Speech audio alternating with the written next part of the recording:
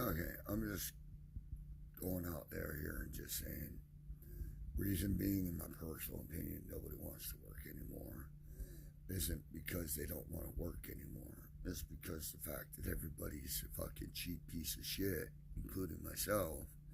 And guess what? And what I mean by that is we're all a dime a dozen. You don't understand the complexity of that phrase. That phrase literally means that you are literally one out of a pile of maybe 50 plus applications that they chose for you to come in and work, to see how you work, how you perform at multiple tasks at manager level that without getting manager pay. That's what I'm talking about. They want you to go above and beyond and exceed at this, and exceed at that, and do this, and do that. That wasn't originally part of the plan or the program that you signed, but yet that's what they want you to do. And then they sit there and they make you do the minimum hours.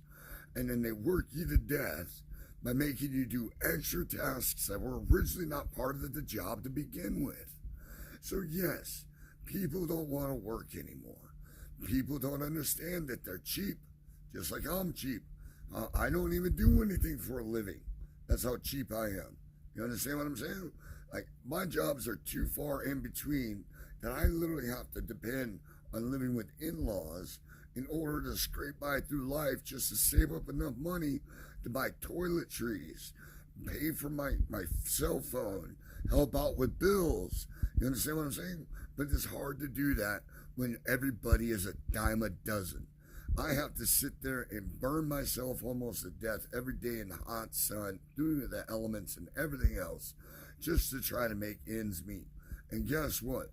It ain't happening because I have a bad reputation and I can't get a job anywhere. So I have to do ditch digging work. I also have to sit there and I used to have to panhandle. I'm not going to lie about that. 10 years ago, I was on the streets panhandling because it was that bad where I live about my reputation. So guess what? I'm not ashamed to admit it. I'm not ashamed to admit I've climbed out of a deep hole. I'm still not out of the hole, but I'm getting there. And what I'm trying to tell everybody is put your grit to the fullest and actually get in there and do what you can. And if it don't fit, move on to the next one. Like I said, a dime a dozen. The applications stacked up in their office waiting for the next employee to show up. And that's it. That's all I have to say. Thank you for listening.